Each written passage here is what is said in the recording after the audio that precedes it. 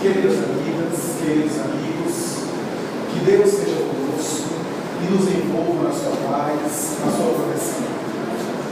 Joseph Campbell, o extraordinário mitólogo norte-americano, teve a oportunidade de firmar, entre as suas várias considerações a respeito dos mitos que ele tanto estudou por mais de 35 anos, que as velhas tradições da mitologia sintetizam os processos mentais do ser humano. Campbell, nessa revelação, chega a afirmar que nessa conjuntura a mitologia quase sempre revela os conflitos através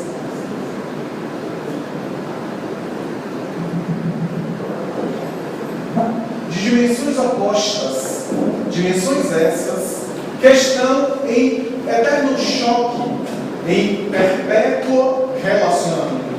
Campbell afirma, portanto, que a psicologia humana e os processos mentais são muito bem representados através dessas metáforas, que através de ideias e de metáforas, de comparações, o indivíduo pode acessar abstrações que estão essencialmente no plano das ideias.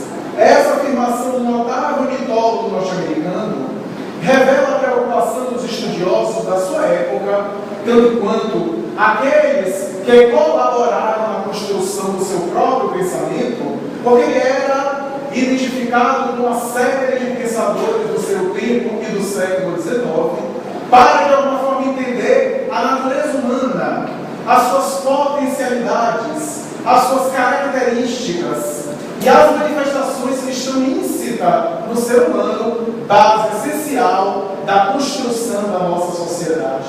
Ao revelar que os mitos que ele examinou em uma série de entrevistas à BBC, alguns anos antes de falecer, Campbell conclui, sintetizando a sua obra, que toda a mitologia revela os processos mentais através de conflitos, de dualidade, tese, aliás, essencial do seu célebre pensamento, que o ser humano vive em dualidades, em choques de opostos.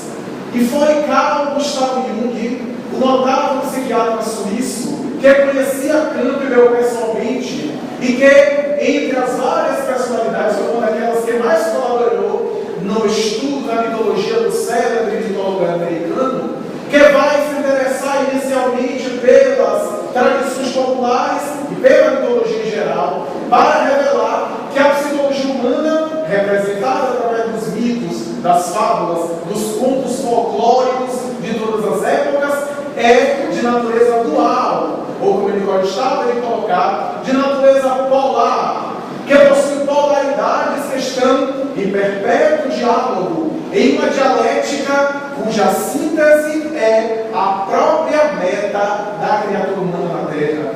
A síntese desses opostos que revelam a própria psicologia humana. Em outras palavras, o ser humano articula os seus processos mentais, cognitivos, emocionais, através de dicotomias com as quais ele de alguma forma interage no meio onde ele está inserido. As dualidades, esquerda e direito, cima e baixo, masculino e feminino, certo e errado, ético e antiético, luz e escuridão, bem e mal. São, portanto, dualidades que estão presentes no próprio inconsciente, afirmaria Carl Gustav Jung. E essas dualidades, essa oposição, faria com que o indivíduo buscasse a síntese desses opostos como sendo a meta essencial da sua própria maturidade, do seu autodesabrochamento, da sua individuação, palavra por ele cunhada, para conceituar aquilo que ele considerava o processo de amadurecimento psicológico do ser humano, de desenvolvimento das potencialidades. É o momento em que, dizia Jung, o indivíduo se descobre, o indivíduo se identifica e o indivíduo chega no nível ou no momento para o qual ele estaria programado para ser.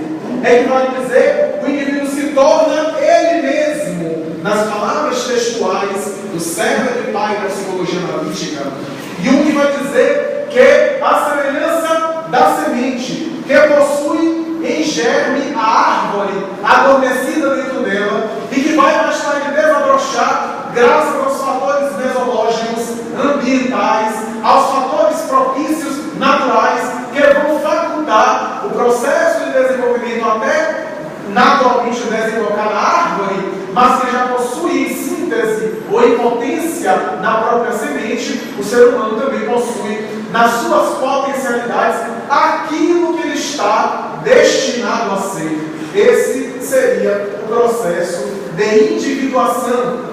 Alcançar a singularidade, a subjetividade do indivíduo, descobrir a si mesmo. E para Jung, essa meta só conseguiria ser alcançada através da síntese dos opostos, em cujo momento o indivíduo descobre a sua natureza dual, as suas dualidades, a oposição daquilo que está na consciência e que permanece no inconsciente, portanto, ignorado da sua vigília, da sua atenção convencional, para que ele possa absorver os conteúdos psíquicos que ele ignora, a realidade interna que ele desconhece e tornar-se um ser integral.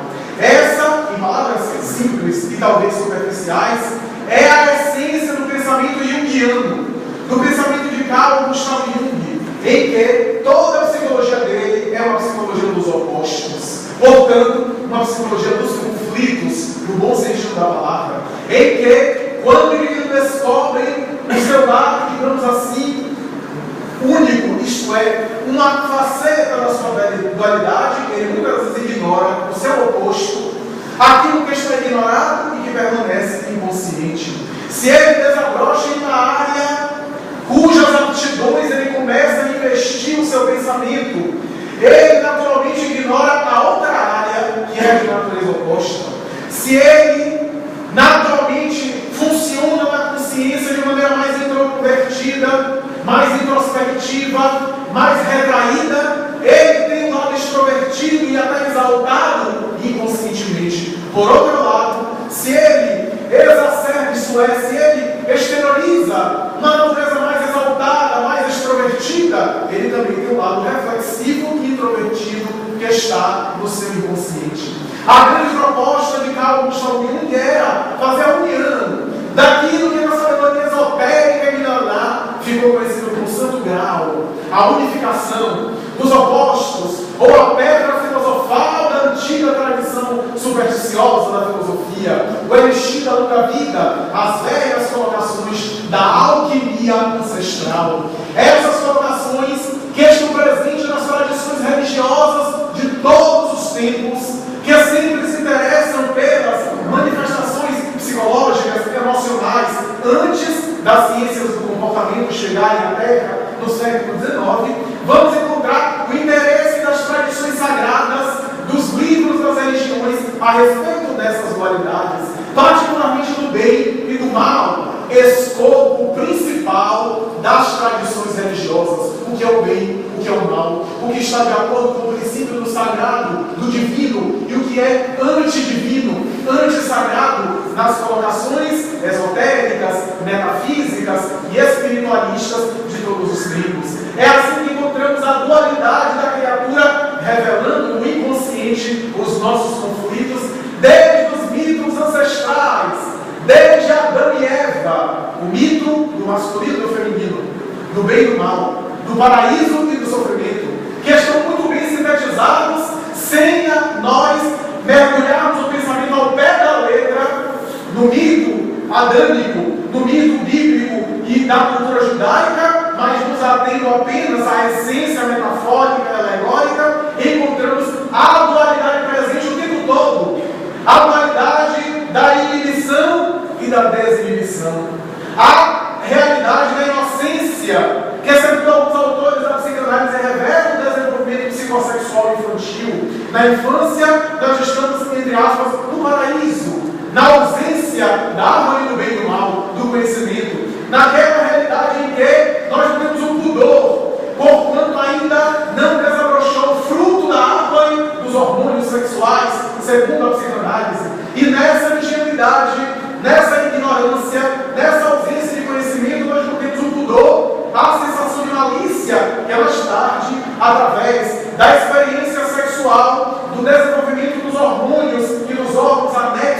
a sexualidade, nós possamos desabrochar o discernimento e o pudor.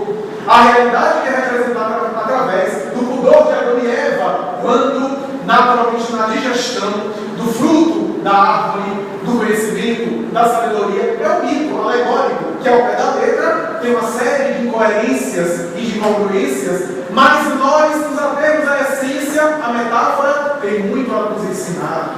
O masculino, o feminino, a dualidade da criatura humana, aquilo que é mais instintivo em nós, isso é, aquilo que está embaixo, que rasteja, representado na serpente, isto é, na dimensão instintiva da criatura, na dimensão inconsciente.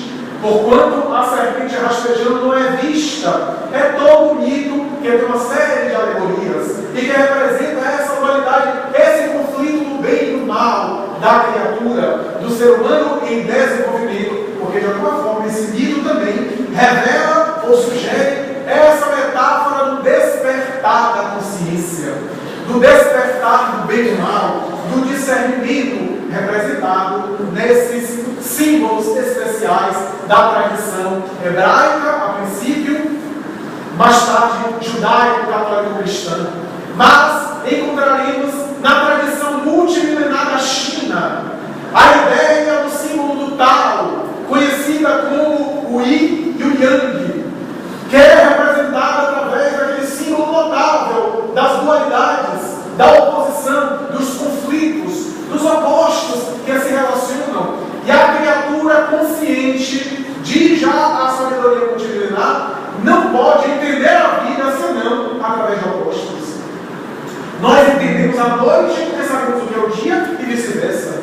Nós sabemos o que é saúde porque conhecemos a enfermidade.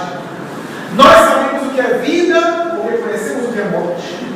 Então nós entendemos as coisas através dos seus opostos, para compreendermos, pelo menos em nosso nível de consciência, em nosso nível de maturidade, a vida que nos cerca e a realidade limitada na nossa percepção, que nos abarca e que nós podemos assimilar. É assim que na tradição da religião encontraremos também a dicotomia da luz e das trevas, presente em todos os livros das tradições religiosas. A tradição da iluminação esotérica e da escuridão mística, da noite escura da alma, inclusive, tese essencial do pensamento de São João da Cruz, o célebre místico espanhol, e de Dante Alighieri, de alguma forma, que também escreveu a Divina Comédia no momento de noite escura da alma, na tradição da Idade Média. O Zend-Avesta, livro antigo dos persas, vai falar dessa dualidade, dessa dicotomia através de divindades.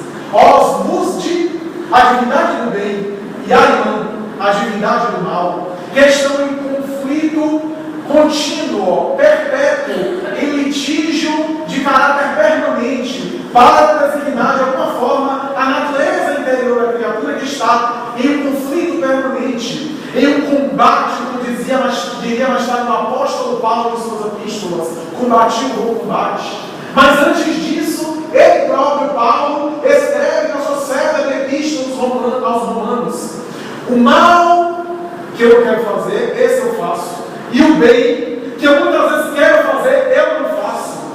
Sugerindo que era uma criatura frágil, que tentava superar as suas tendências viciosas, que tentava superar a si mesmo, e muitas vezes recaía nos hábitos antigos, retrocedia, revoltava aos hábitos anteriores, mas a sua obstinação, a sua insistência no ideal, da sua entrega a Jesus, a sua abnegação, fê-lo chegar ao máximo da dominância espiritual, exclamando: já não sou eu quem vive, é Cristo que vive em mim. É que vai dizer em palavras junguianas: não é o ego mais quem vive, é o ser espiritual, é o self, é o ser divino que habita em nós. Porque Cristo não é o nome do indivíduo, Jesus é um adjetivo, o iluminado, o Messias, o Buda, para utilizar uma expressão oriental. Então Cristo que vive em mim, dizia Paulo, vive também em nós, em semente, em germe, para um dia desabrochar. É o Deus interno de Platão, é o Naturas Naturans de Baruch Spinoza, é o Logos da tradição esotérica,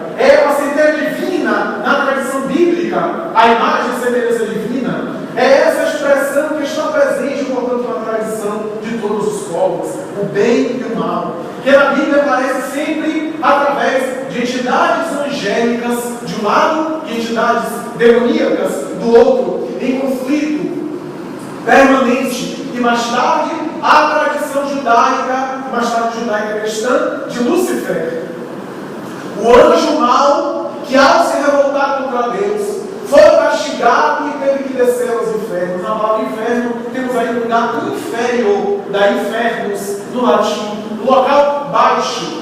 Lúcifer, que inclusive é uma expressão, é uma nomenclatura que significa aquele que carrega luz. Cifer carrega luz, daí Fiat Luz, aquele que carrega luz, era o iluminado. É, portanto, uma metáfora também para dizer daquele que se transvia do caminho, aquele que se desvia do caminho. Veja que nome bonito, Lúcifer, uma mãe botando o filho Lúcifer, que é maravilha, é iluminado. Nós investimos, por conta da tradição, toda esse adjetivo e essa simbologia. Então, naturalmente, que nós temos aí a história dos símbolos do bem e do mal, que está presente em perpétua manifestação, naturalmente que não literal, porque na lógica não podemos supor que um ser, que é o anjo, se é anjo é perfeito, porque é o conceito, a ação teológica de anjo, e como ser perfeito, ele mais tarde se rebela, então não era perfeito.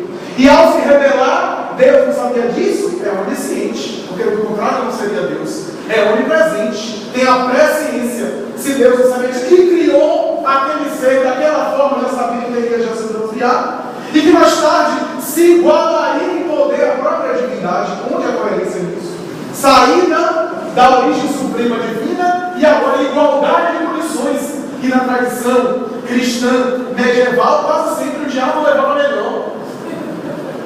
O que também carece de lógica. Ele briga com Deus e fica atrasando as criaturas, tentando as criaturas por inferno. O que a gente tem a ver com a briga dele com Deus? Mas carece de lógica se nós lermos ao pé da letra.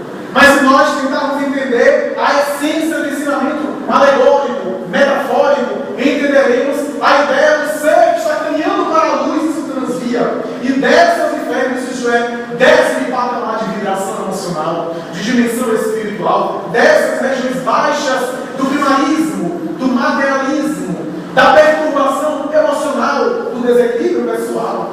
E assim a criatura sempre na religião e mais tarde nas leis. Porque o legado legal que nós temos na tradição antiga é oriunda da religião. Nas civilizações antigas, os códigos legais foram originados das tradições religiosas, porque o religioso e o jurídico se misturavam. Foi assim em Israel, inclusive na época de Jesus, os doutores da lei, portanto os operadores do direito na época, eram também sacerdotes do templo, que tinham acesso às leis que eram as escrituras sagradas que estavam no Torá, no Antigo Testamento bíblico. Então, misturava-se. Daí a tentativa da criatura na religião e mais tarde, na elaboração das leis civis, dos códigos que regulariam a sociedade, a tentativa de equalizar o que seria o padrão e a referência do bem e do mal, o código de Hammurabi, das especificações daquilo que seria no Oriente o bem e o mal. Mais tarde, a metafísica tradicional, que sintetizou o bem e o mal através de um triângulo isósceles, em que os dois vértices inferiores seriam o bem e o mal, mas a conciliação do vértice superior seria a síntese desse bem e desse mal. No hinduísmo, temos uma outra tradição dos deuses do bem e do mal. De um lado, nós temos Vishnu, o Deus conservador, e do outro lado, Shiva, o Deus destruidor, e acima deles, o princípio supremo, que é Brahma. Portanto, é uma tradição do hinduísmo que mais tarde, segundo alguns especialistas, geraria o conceito da Trindade, e mais tarde, a Santíssima Trindade medieval, Deus 3 em 1, que é a designação que só surgiu naturalmente nesse conceito supersticioso e simbólico da tradição hinduísta, do Bhagavad Gita, dos Upanishads e dos livros sagrados da Índia em geral. Na filosofia, nós temos uma série de reflexões do que é o bom, do que é o mal, do que é o bem, do que é o antiético, do que destrói e do que edifica, e uma série de pensamentos, particularmente de Sócrates, que chegou a afirmar em uma das suas obras, escritas por Platão, se não me falha a memória, República, em que todo objetivo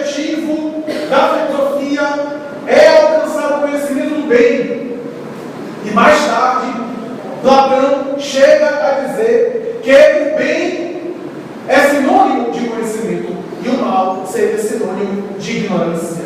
São, portanto, palavras de Sócrates, o pai da filosofia ocidental, traduzida por Platão.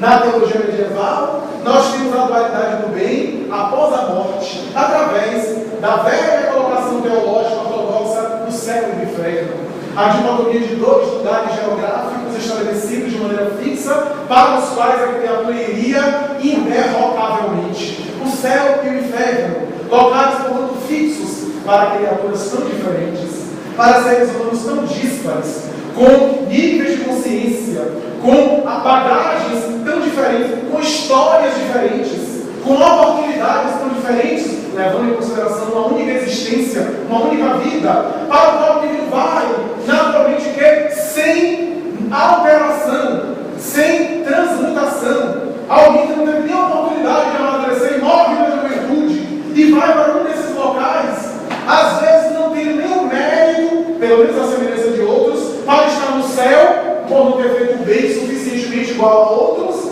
e não ter o demérito de estar no inferno, porque também é imaturo, a semelhança de outros que amadureceram e praticaram a perversidade.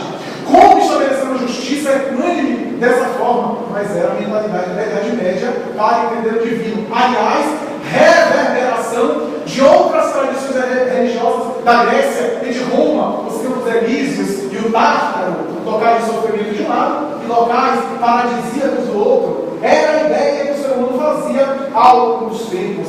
Naturalmente que, mais tarde, com as ciências psicológicas e psíquicas, os estudiosos perceberam que essa dualidade interna, essa luta constante entre Satã, que aliás é um termo que vem de Shatan, o grego, que significa tentação. Satã ou Satanás significa uma personificação do tentador, à semelhança de Júpiter, que era a personificação do tempo no Império Romano. Os deuses personificavam várias coisas, simbolicamente ele se vê, mas naturalmente não tem uma figura real, uma existência real, como sendo alguém obstinada, resoluta e interrogavelmente voltado para o mal.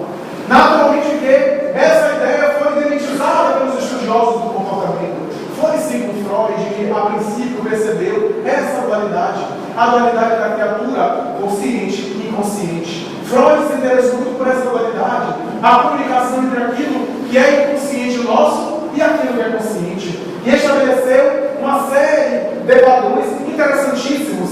De alguma forma, simplificando a sua teoria, Freud estabelecia que, de um lado, nós adquirimos a civilização e a cultura através dos processos racionais e intelectuais, a fim de dar conta dos instintos que nós temos representados no inconsciente, cuja força maior do inconsciente seria a libido, que para ele era a força motriz da vida, a dinâmica sexual. E para isso, naturalmente, o indivíduo precisaria de uma série de processos culturais para lidar com isso e buscar, naturalmente, direcionar aquilo que ele chamava o princípio do prazer, que é a base essencial do ser humano. O ser humano é movido por prazer, mas para Freud o prazer é sensorial, é sexual, mas que, naturalmente, para viver em civilização, para viver em sociedade, o indivíduo teria que sacrificar, em parte, essa dinâmica do prazer, reprimindo, em parte, esses impulsos para viver na sociedade. Do contrário, não se adaptaria na civilização.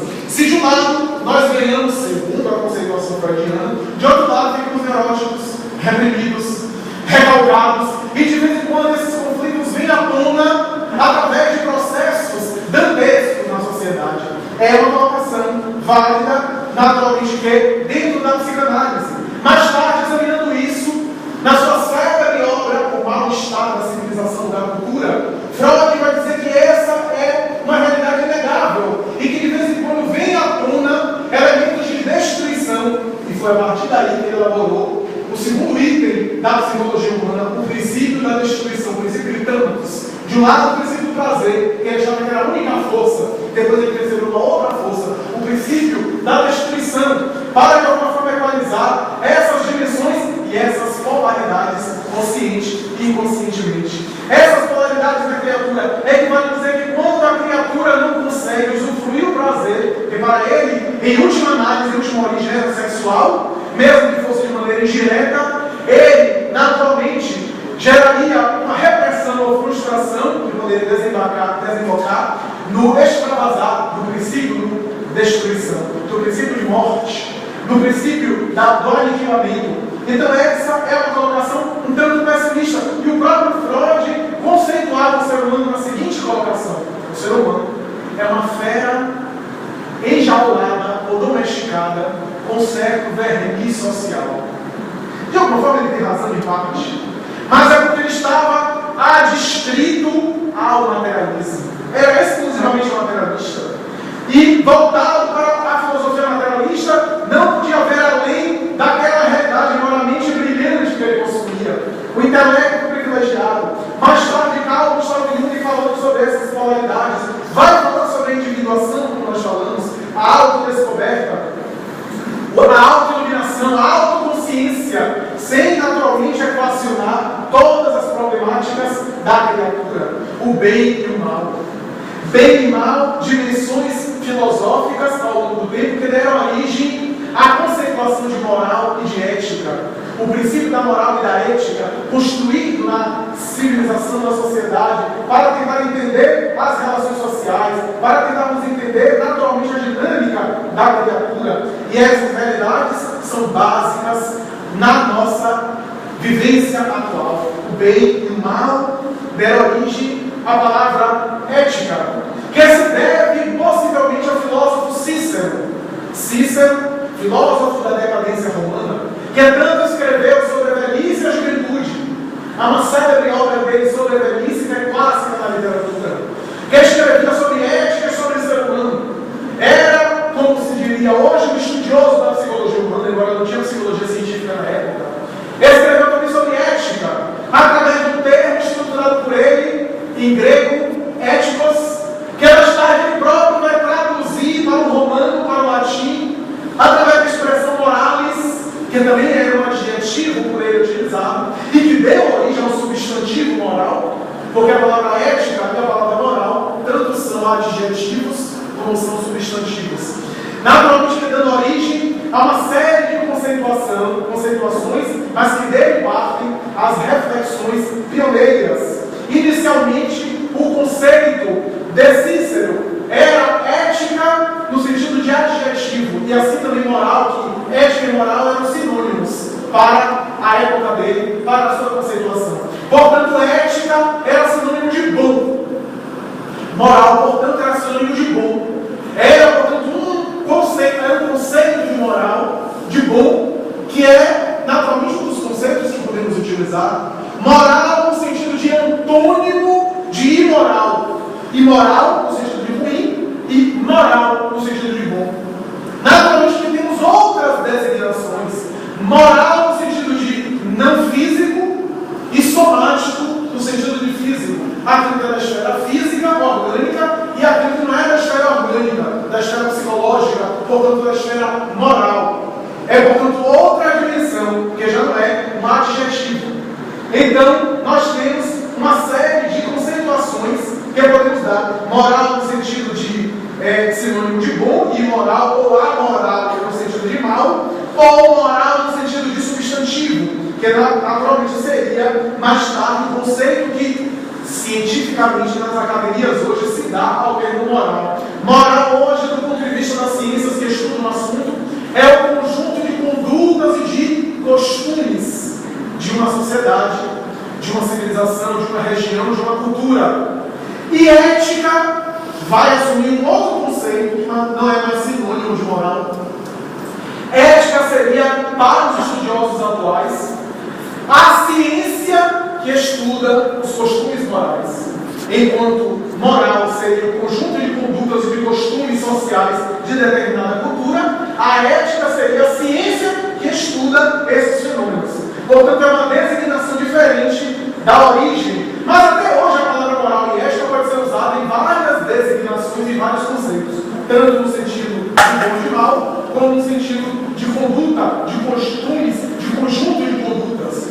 A moral, no entanto, do ponto de vista do substantivo, isso é, do conjunto de conduta, pode ter um caráter objetivo e um caráter subjetivo.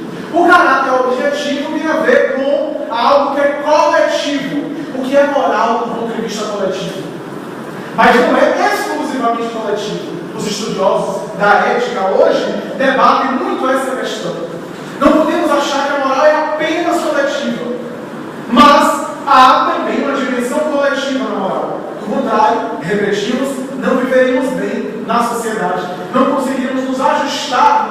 social em relação ao nosso próximo. Há padrões de comportamento que são coletivos, aos quais devemos nos submeter.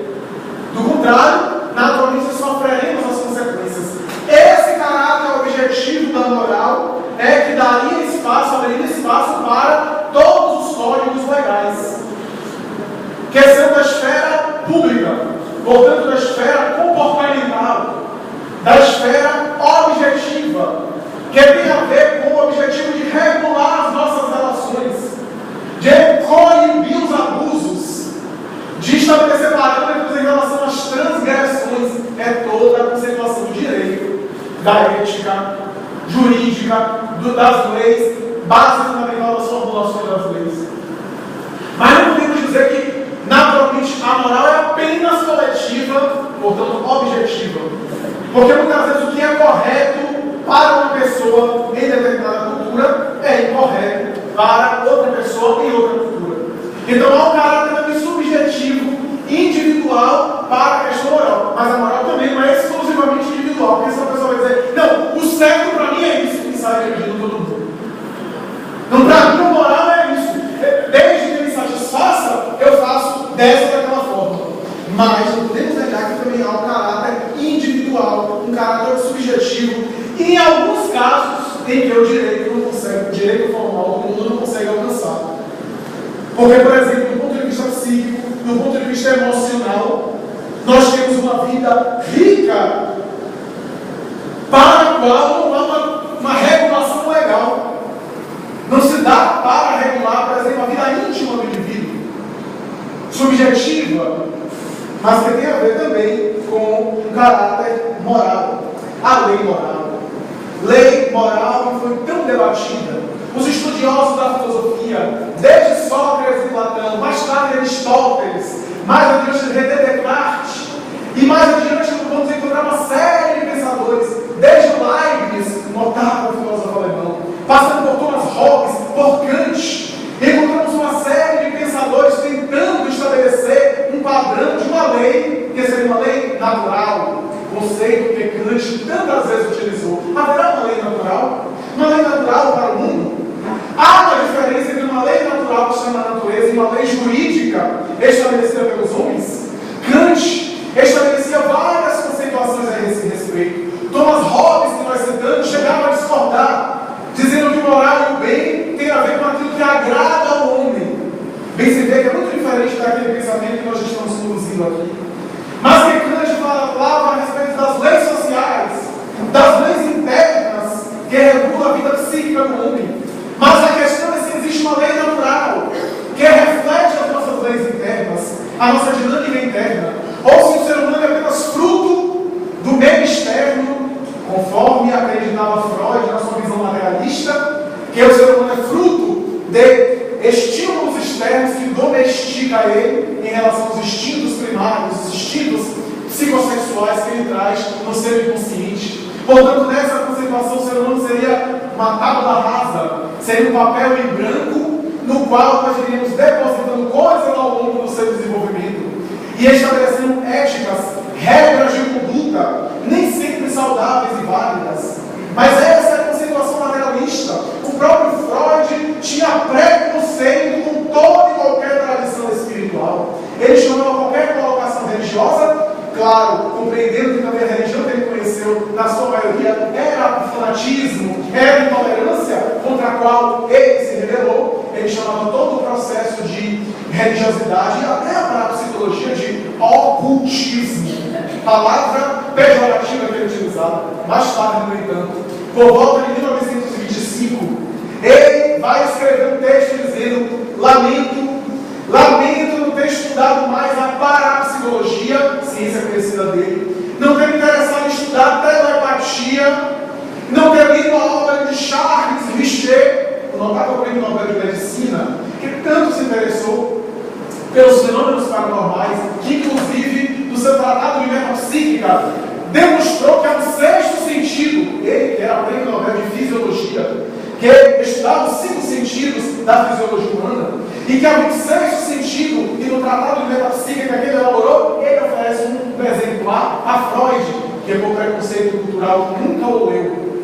vai deixar, vai mais tarde dizer, lá dentro não ter estudado metapsíquica, parapsicologia, hoje, pela história avançada e cheio de experiências fundamentadas na negação, no ceticismo. Mas era naturalmente o limite. Freud é o homem da sua época. A grande pergunta é se existe uma lei natural. Os filósofos ao longo dos tempos se debateram, discutiram, sem chegar a uma conclusão.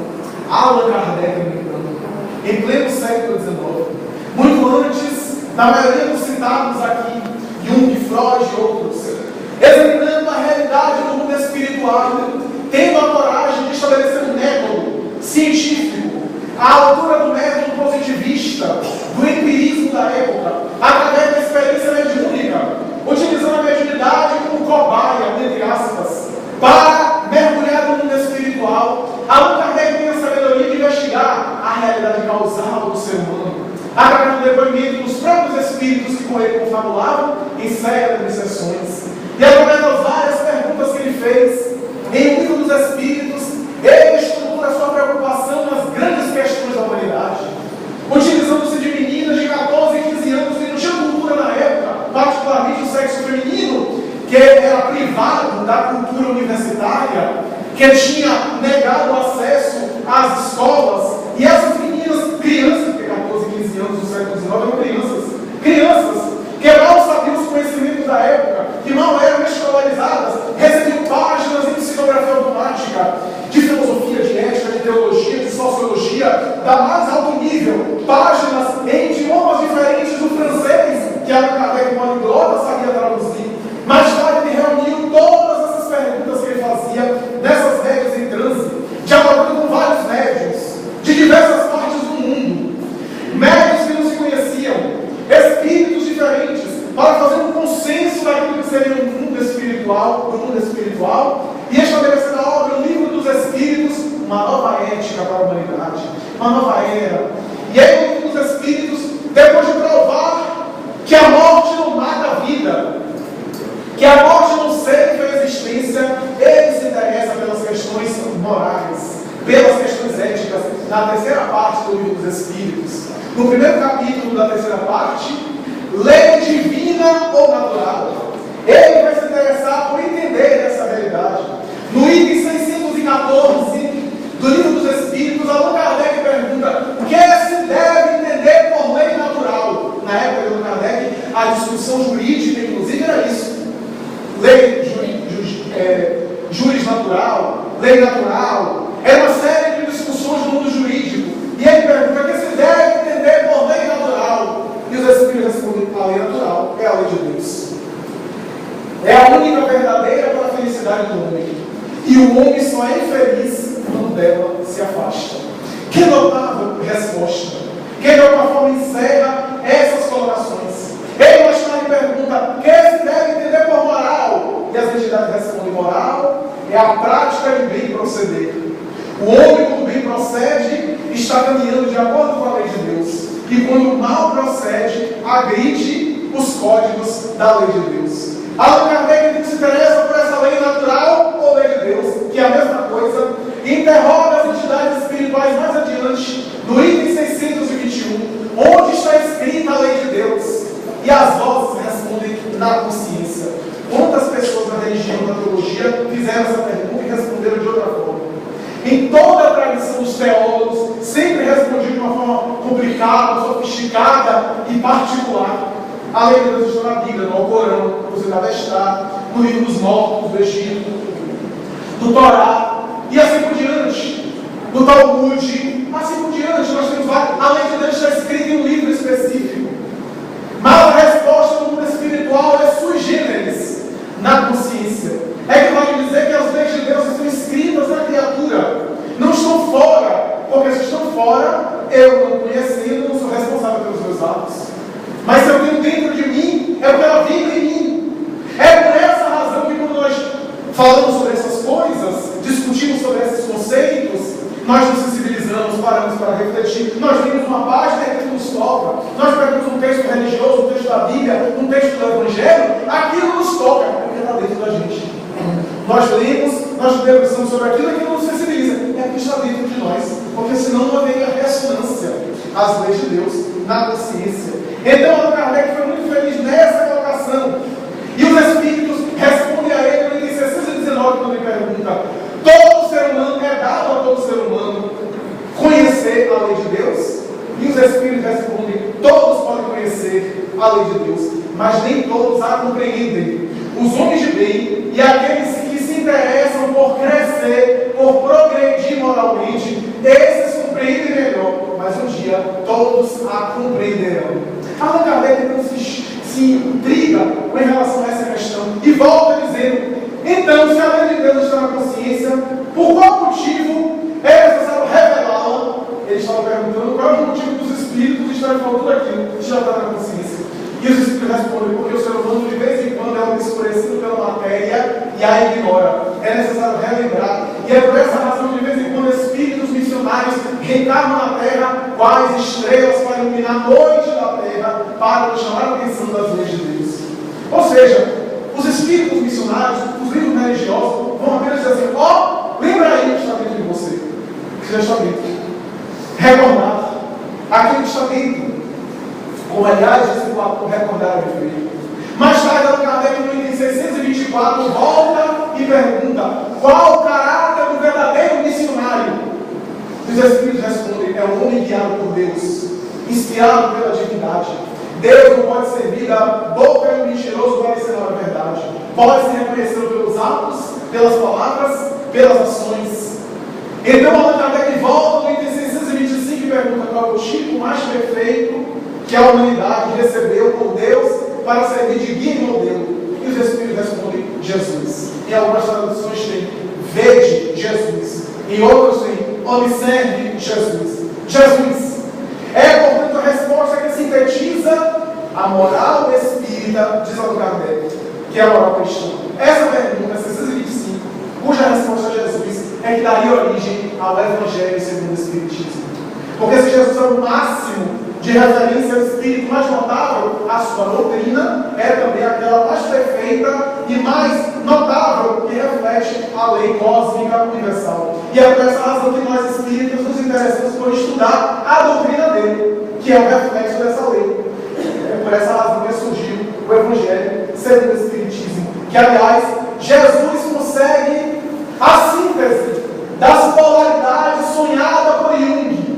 Jesus consegue a unificação dos polos opostos, tão ambicionada por Jung em processo de individuação, através da sua regra de ouro do Evangelho: não fazer a outrem o que não desejar que outrem lhe faça. Esta é a síntese de toda a lei. Esse é o processo básico. Alguns dizem que essa é a regra de prata, e a regra de ouro seria fazer a outrem o que desejar que outrem lhe faça, como se queira. O que é que vai dizer? Amar o próximo como se ama a si mesmo. É a síntese dos opostos. É a síntese da dualidade. Allan Kardec, no entanto, não se fez de rogado. Em A Gênese, ele volta ao assunto do bem e do mal, quando tenta aprofundar, assessorado pelos Espíritos, e diz que na raiz dos males ou do mal está o instinto de conservação da vida. Que o reino animal protege o indivíduo na matéria, para que ele possa permanecer na matéria, conservar a sua vida, proteger a espécie, atacar aquilo que constitui ameaça, manter e perpetuar a espécie. E no desenvolvimento espiritual, o psiquismo chega no momento do racional, do desenvolvimento intelectual, do racional, que é o que vai dizer, à medida que o intelecto vai desenvolvendo, isto é, a razão vai desenvolvendo, há tendência a enfraquecer os instintos primários, abrindo espaço para a moral, para o bem. Kardec vai concluir depois de uma análise longa em A Gênese que o mal não é criação de Deus. Ora, se o mal não é criação de Deus, o mal filosoficamente não existe. Só existe o bem. Da mesma forma que não existe, metaforicamente falando, filosoficamente falando, a escuridão não tem existência real, é a luz. Tanto é que a escuridão não anula a luz, é a luz que diminui a intensidade da treva. Portanto, não existe naturalmente escuridão, existe a luz ausente. Quando, na física se explica muito bem isso, quando não existe fótons, não existe luz, existe, portanto, a ausência de luz e escuridão. Quando existe luz, existe claridade. Da mesma forma, não existe o mal, filosoficamente falando, existe apenas o bem. O mal é a ausência do bem. Daí Deus estabeleceu o bem, estabeleceu a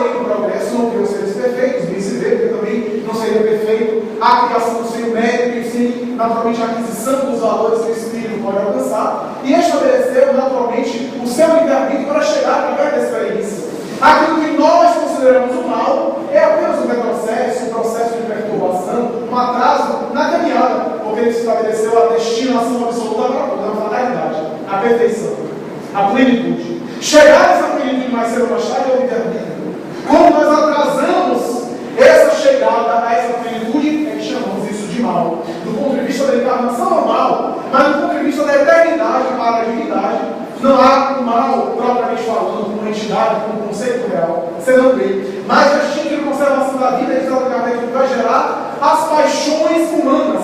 Porque na razão nós desenvolvemos egoísmo, o sentimento de proteção, de acumular para si, de reter apenas para si, de pensar exclusivamente em si, cuja origem, diz Allan Kardec, é o instinto de conservação da vida. Ele vai dizer, a origem é boa, o instinto de conservação era necessário. Mas chegando na fase do racional, naturalmente que a gente vai enfraquecendo ele em detrimento das emoções, da ética, do uso da razão, do discernimento. Porque na fase animal não há um raciocínio, não há uma celebração racional e há um automatismo predominantemente dos instintos. Allan Kardec vai dizer, na infância espiritual, até para a perpetuação da espécie, da preservação da espécie, para a manutenção material dos seres, era necessário que os instintos predominassem. Na infância espiritual da humanidade. Mas quando a humanidade vai amadurecendo, aquilo que era necessário, portanto bom, torna-se mal. E a Allan Kardec faz uma comparação que é insofismável. É uma comparação que não abre espaço para contra-argumentação. Uma colocação, uma comparação lógica, que ele vai dizer da mesma forma que muita coisa é boa para a criança, muito comportamento é adequado e é funcional para a criança, mas é ruim, inadequado, não é saudável para o ser adulto. Na infância fazemos um monte de coisa que na fase adulta naturalmente seria inadequado, seria o mal. Então Allan Kardec conclui dizendo que o bem e o mal tem a ver também com a responsabilidade do indivíduo, com o seu nível de consciência. À medida que nós sabemos, nós temos responsabilidade e por isso sofremos a consequência, a lei de causa e efeito. Quando estamos na ignorância, não temos as responsabilidades. É por essa razão que os bons espíritos costumam dizer que as grandes expiações que nós vemos, quando vemos um caso de enfermidade, um caso sério de uma expiação, uma pessoa que nasce já com uma deformação cerebral, um anencéfalo, uma pessoa que nasce com um processo teratológico, com um processo genético, com uma deformação, com uma doença séria, expiação de reencarnações anteriores. Os espíritos são unânimes em dizer que essas expiações não são oriundas de seres ignorantes e primários. São de indivíduos que sabiam o que estavam fazendo. A consciência, a responsabilidade. Um indivíduo hoje, que é hoje na Terra, não sabe o dano que faz no tráfico de drogas. Mas o indivíduo, para enriquecer, se torna traficante. Sabe que está destruindo várias vidas, mas ele pensa apenas no seu enriquecimento. E naturalmente gera uma destruição em massa. Ele sabe disso. Ao desencarnar, ele tem uma crise de consciência, o encontro com a própria consciência. E ao voltar à Terra, muitas vezes o mau uso da inteligência vai fazer com que ele volte com a inteligência defeituosa, com o cérebro desorganizado, com uma alteração cerebral. Aliás, afirmam os espíritos em relação a isso. Então, é a lei de causa e efeito, que nos dá responsabilidade. À medida que o ser humano tem responsabilidade, isso é, tem conhecimento e tem responsabilidade. Daí que os espíritos dizem que o progresso intelectual aqui não é do progresso acadêmico, do indivíduo ter doutorado, não necessariamente. Não é isso, é o progresso intelectual, saber discernir as coisas. O progresso intelectual antecede o moral. Muita gente não entende essa parte no livro dos espíritos. Porque é necessário primeiro que eu saiba, eu preciso saber para fazer, eu preciso discernir primeiro. É necessário que eu saiba antes de fazer. É indispensável. Agora, não significa que quando eu já saiba, eu já estou fazendo. Às vezes eu desenvolvo intelectualmente, eu engrandeço, avanço intelectualmente no conhecimento, mas não no moral. O progresso moral e o progresso intelectual não necessariamente um acompanha o outro. Às vezes, certamente o moral segue o intelectual, mas não acompanha imediatamente. É naturalmente a opinião dos vai naturalmente desabrochando a maturidade, a consciência. É por essa razão que o Espírito André Luiz, através do médium Chico Xavier, uma obra fantástica, a Agenda Cristã, vai dizer uma coisa que para nós espíritas é um alerta, é uma reflexão. Ele vai dizer o seguinte: se você tem 2 semanas de conhecimento espiritual, já sabe o que fazer. E se já houve alguma mudança na sua vida, alguma coisa está errada. Está lá, a Agenda Cristã. 2 semanas de conhecimento cristão, de conhecimento espiritual. Então, fomos colocados nessas barbas de mundo. Mas a grande verdade é que Allan Kardec não para aí. No item 642 ele faz uma pergunta fantástica, que é Humberto de Campos Espírito traz como ele chegou a essa pergunta. A pergunta é a seguinte: basta para o ser humano na Terra não fazer o mal para assegurar sua felicidade no futuro? E os espíritos respondem: não, é necessário fazer todo o bem possível, porque ele vai responder por todo o mal que haja gerado do bem que ele profez. É que vai dizer que eu vou fazer o mal, tudo bem. Tem muita gente, eu não faço mal a ninguém, mas eu não faço bem a ninguém, a qualquer pessoa. Então, o fato da pessoa fazer o mal, muito bem, já é um progresso, mas é necessário fazer o bem, porque o fato de ele não fazer o bem já é o mal, dizem os espíritos. Já estou vendo uma pessoa, por exemplo, aqui que está a ponto de cair no precipício, mas não vai dar minha conta. E a pessoa, naturalmente, eu tenho responsabilidade, porque eu poderia ter salvado ela, poderia ter socorrido. Então, naturalmente, vai depender, claro, das circunstâncias, da oportunidade, da condição do indivíduo, mas é necessário fazer o bem. Mas como Allan Kardec chegou a essa pergunta? Humberto de Campos descreve que um dia ele sai do corpo em sono e ele recebe o Espírito de verdade. O grande coordenador da equipe espiritual, que é o assessorado, que o leva a uma região infeliz do mundo espiritual, ele ouve gemidos e fica tão sensibilizado. Ele vai dizer: pelo amor de Deus, quem é que está aqui? Esses gemidos aqui, a terrorista, quem está aqui? Devem estar aqui os grandes perversos da humanidade, Gengis Khan, Átila, Alarico. O Espírito não, isso daí é ignorância, é o Espírito mal saído da selvageria, é o Espírito com pouco discernimento moral, é o Espírito ainda muito primário, é os seres que antes daquelas encarnações viviam nas cavernas. Então, não são esses já reencarnaram, já se arrependeram, já mudaram de conduta, já avançaram. E Allan Kardec dizendo: então esses daqui são os grandes conquistadores de Roma, Júlio César, Calígula, Nero. Não, esses daí também são espíritos muito na infância espiritual. E Allan Kardec vai citando uma série de pessoas, uma série de culturas. E o Espírito de verdade vai balançando a cabeça. Ele fica: pelo amor de Deus, me diz, quem são esses que estão aqui? E o Espírito de verdade responde: são os cristãos de todas as épocas. São aqueles que conheciam a verdade e a conspurraram. São aqueles que conheciam, sabiam o que estavam fazendo, utilizaram o patrimônio sagrado da verdade para explorar pessoas, para vítimas vidas. Esses são muito mais responsáveis. Para esses, a reencarnação é sempre mais difícil. Allan Kardec voltou ao corpo com aquelas impressões e fez o item 642. Ah, mas eu sou humano. É óbvio. Não precisa dizer, todo mundo já está vendo que é humano. Ninguém está pedindo uma perfeição espiritual que a pessoa não vai alcançar. André Luiz vai dizer: quem vai conseguir ser Francisco de Assis de uma hora para outra? Não se pode exigir do Hottentot um salto para o santo de uma hora para outra. É claro que não vai conseguir. Eu sou humano, é óbvio. Mas ninguém que se utilize dessa justificativa para permanecer no equívoco. Ah, eu sou Chico Xavier, não, eu sou humano. E continua errando. Então, eu sou humano, eu tenho o direito de errar, me permitir errar, mas o dever de me corrigir. Se errou, ótimo. O erro é uma nobre experiência.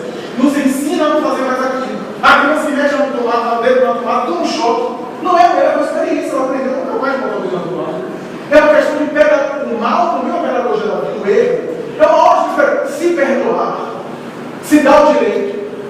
Certa vez, em uma situação, eu reagi mal com uma pessoa, em uma atividade espírita, e depois fiquei com aquilo na cabeça: meu Deus, eu podia falar de uma outra forma, uma forma mais doce, uma forma mais amena, e fiquei com aquilo me martelando. E um dia um espírito amigo se apresentou em sessão mediúnica, eu não tinha falado para ninguém. Ele se apresentou e deu uma mensagem, nunca mais esqueci. Ele vai dizer: isso tudo é orgulho. Você não se permite errar. É perfeccionista a ponto de não errar. Isso tudo é vaidade pessoal. Você achar que era diferente dos outros? O fato de você estar na doutrina espírita também erra. Tu errou agora, errarás ainda mais, erras e errarás. Mas na condição de servidor do bem, não permaneça no bem. Levanta-te e segue Jesus. E se alguém te disser: tu caiu, pode dizer: cai, mas levanta. Porque só levanta quem cai. Mas aquele que está naturalmente no chão, aí não levanta mais. E naturalmente levanta-te, não permanecendo no erro. Aquela mensagem ele serviu naturalmente para o aprendizado, para dizer que nós estamos em experiência evolutiva nesse grande educandário que é a Terra, para dizer que nós estamos em evolução, em aprendizado, em desenvolvimento, e às vezes até o nosso inconsciente nos trai. Já para encerrar, me pergunto dois fatos apenas, eu peço licença. Um deles, Elias Barbosa, certa vez, o grande Elias Barbosa, médico, intelectual, amigo íntimo de Chico Xavier, escreveu várias obras com Chico, inclusive, biógrafo. E um dia ele teve uma ideia fantástica, estava na época da série André Luiz, as obras de André Luiz saindo, e Elias Barbosa ficava ali, ó, no forno. Quando a obra saía, quem tinha no forno me pegava, era um dos primeiros ao ler. E ele chegou para Chico, era um homem boníssimo, um homem dedicado, veja como o nosso inconsciente nos trai. Era um homem do bem, dedicado ao bem. Quem conheceu Elias Barbosa sabe disso. E ele chegou a Chico e disse: Chico, eu tenho uma ideia. Eu reuni um grupo de médicos do centro espírita tal, e eu vou fazer um estudo das obras de André Luiz só para médicos, só para profissionais de medicina. E Chico olhou e disse: poxa, que coisa! Chico vai aquela meirice dele, que coisa! Mas só pode entrar doutor? Só pode entrar doutor. E Chico, que pena, Jesus não vai poder entrar. E Elias Barbosa percebeu que Chico dava essas lições assim. Eram lições a lá Jesus, né, com parábolas. E aí Elias Barbosa percebeu: Chico, me desculpe, desfez, etc. Abriu o grupo para entrar na frente para todo mundo, etc. Ele percebeu: o que é que quer dizer isso? O inconsciente nos trai. É uma pessoa boa, às vezes nós somos traídos pelo inconsciente. Quantas encarnações nós, espíritas, tivemos em outras religiões, onde havia o espírito de seita, o espírito de grupo eleito, o espírito dos místicos, dos iniciados, dos especiais. Nós trazemos isso no inconsciente em séculos. A doutrina é recente, então naturalmente às vezes nos trai essa experiência. E, naturalmente, para concluir, eu me recordo de um diálogo que o Dr. Bezerra de Menezes teve na Federação Espírita Brasileira. Nada, inclusive, o Beto de Campos Espírito, ele estava naturalmente na reunião mediúnica, o espírito perverso se manifestou, olhou para todo mundo e disse: vocês têm o mesmo comportamento que eu. Eu desencarnei perturbado, tenho conflitos ali no além, vocês não são diferentes de mim. Vocês também têm como eu observo vocês e vejo que vocês têm conflito. E voltou-se para o Dr. Bezerra e você também. Todos vocês têm conflitos. Tem conflitos? Nem todos aqui praticam bem a toda hora. Vocês também erram, também se equivocam, também cultivam vício, também se perturbam. E Dr. Bezerra, com a sua paciência e a sua humanidade, o seu espírito generoso, o seu caráter diamantino, deixou o espírito desabafar, falou. Era um espírito perverso, mas todo perverso, no fundo, é um espírito sofredor. Então, Bezerra olhou e disse: um momentinho. Deixa eu só falar uma coisa. Eu compreendo totalmente você. Você está totalmente certo. Não vou negar, porque é a sinceridade dele. O espírito, inclusive, se sensibilizou com isso. Você está certo. Nós temos os mesmos conflitos, as mesmas situações. Posso falar por mim, porque eu não posso falar pelos companheiros aqui da sessão, mas vou me colocar. Obrigado por revelar esses conflitos, porque sempre tive conflitos, inclusive de me revelar aqui. Mas já que o irmão adianta, eu posso afirmar que é isso mesmo. Você está certo, tem os mesmos conflitos. Mas sabe qual é a diferença? É que eu tenho esses conflitos e estou tentando superar. E você está tentando ficar neles. Está tentando criar raízes nele. O espírito percebeu. Eu estou obsessor, percebi a sua vítima. A única diferença entre ele e você talvez seja isso. Nós temos os mesmos conflitos. Você quer permanecer neles e a gente quer tentar vencê-los, tentar superá-los. Essa é a grande diferença entre o bem e o mal. Então, meus amigos, diante da dúvida, a proposta do Evangelho de Jesus é fazer a outrem o que não desejar que o outro ele faça. E diante de uma dúvida ainda maior, um conflito maior, o que é que Jesus faria em meu lugar? Como Jesus agiria em meu lugar? Qual seria a conduta dele no meu lugar? E a nossa consciência, onde estão as leis de Deus, responderá de maneira justa e verdadeira.